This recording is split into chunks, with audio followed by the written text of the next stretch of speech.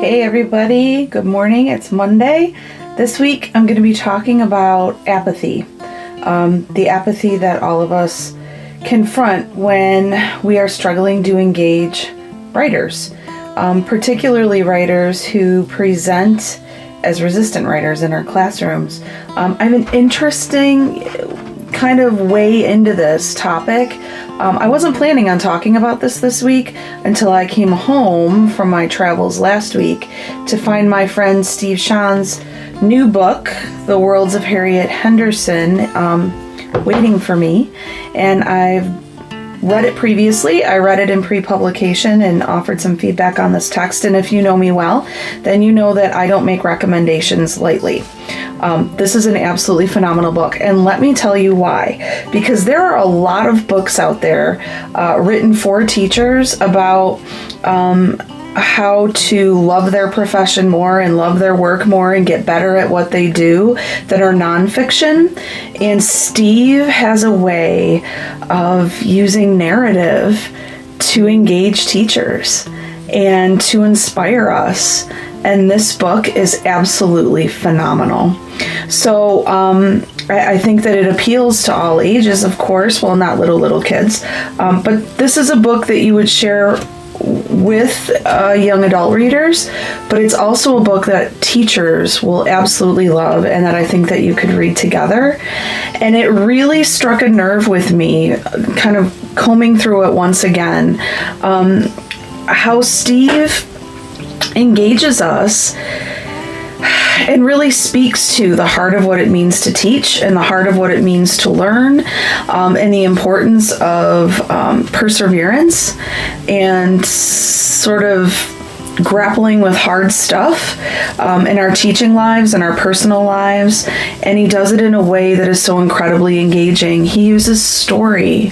And so one of the things that kids struggle with often as argument writers and information writers is defining topics that really matter to them.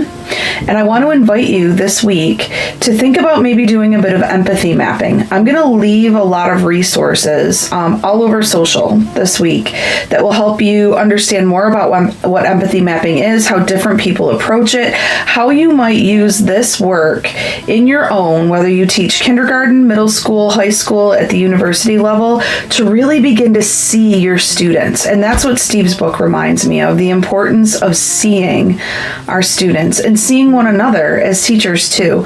When kids are writing about topics that really matter to them, they're typically able to and excited to gather facts to support the claims that they're making. One of the other things I would encourage you to do is to start thinking about how writers might use a genre other than argument writing or information writing to make powerful arguments or to teach people really important things. I've also been reading John Warner's Killing the Five-Paragraph Essay and Other Necessities. And so these two books are coming to me at the same time that teachers are putting questions in front of me about student apathy in writing, and I can't help but kind of notice the connection between all of those things.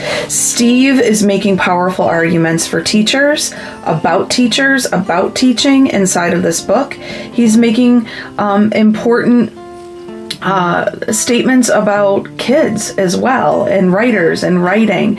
And so I cannot help but invite you to read this book. Steve is not paying me to do this. He is a great friend, but I have lots of friends who publish books, and my recommendations, like I said, they don't come lightly. I'm going to be giving 2 copies of this book away at the end of this week. All you really need to do is let me know that you saw the video, leave a comment here, and you need to share it somewhere else as well. And if you do that and let me know, leave a comment here on Facebook to let me know that you did that. I'm going to be drawing 2 names on Friday. So have a great week, everyone. We're going to be talking more about apathy this week.